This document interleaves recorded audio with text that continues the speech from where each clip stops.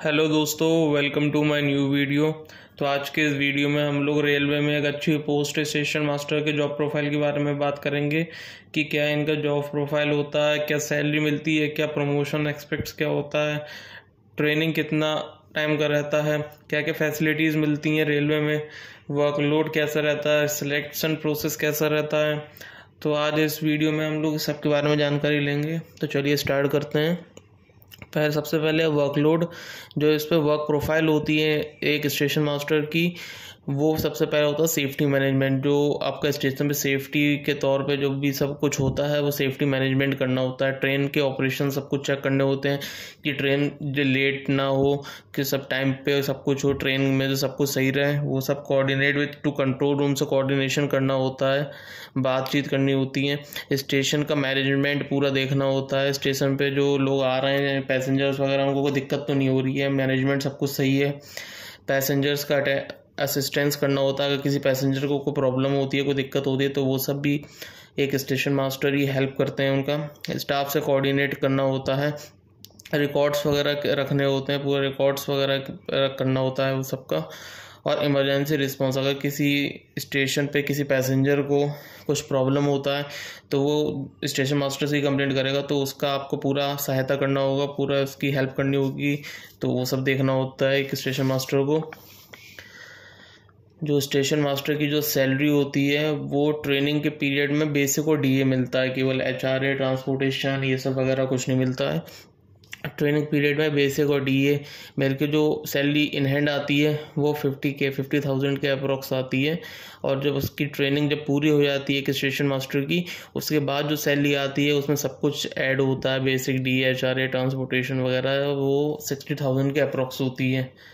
जो एक station master को फैसिलिटीज़ मिलती हैं वो है एक ओवर टाइम अलाउंस। अगर आप कुछ टाइम पीरियड जैसे आपका है 8 या 9 घंटे की शिफ्ट है, शिफ्ट से आप ज़्यादा काम करते हैं ओवर टाइम, तो उसका आपको अलाउंस मिलता है अलग से।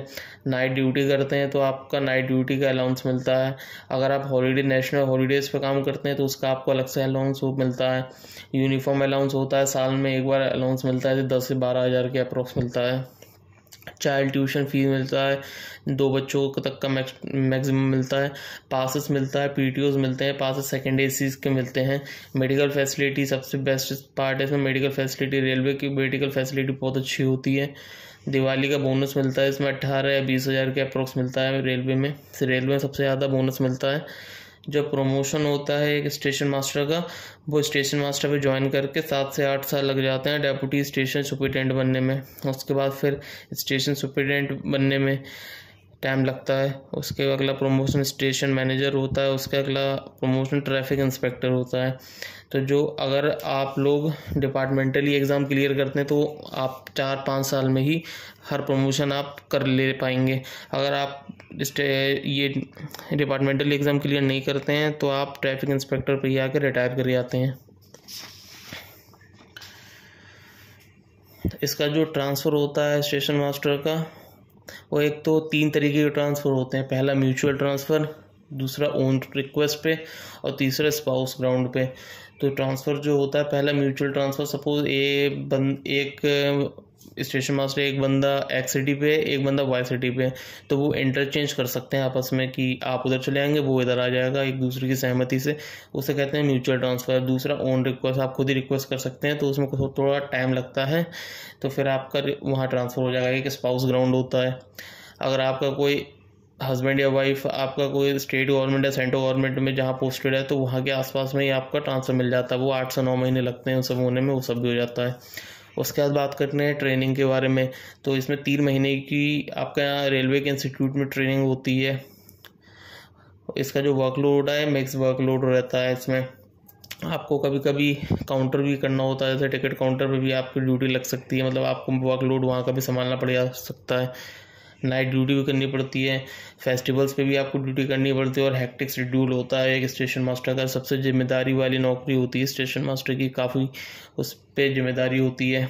अब बात करते हैं इसका सिलेक्शन प्रोसेस के बारे में कि आप स्टेशन मास्टर क्या कैसे सेलेक्ट हो पाते हैं। एक रेलवे का एग्ज़ाम होता है रेल RRB NTPC के नाम से, उससे आप सिलेक्शन हो सकते हैं। उसमें 3 स्टेज में एग्ज़ाम होते हैं, पहला CBT 1, फिर दूसरा CBT 2, उसका तीसरा साइको टेस्ट होता है, फिर 4th नंबर पे उसके बाद आपका डॉक्यूमेंट वेरिफिकेशन होता है, उसके बाद आपका मेडिकल चेकअप रहता है। मेडिकल चेकअप अच्छा होता है, रेलवे में सब कुछ चेक की जाती है आप लेकिन पूरे फिट हैं कि नहीं है सब चेक की जाती है।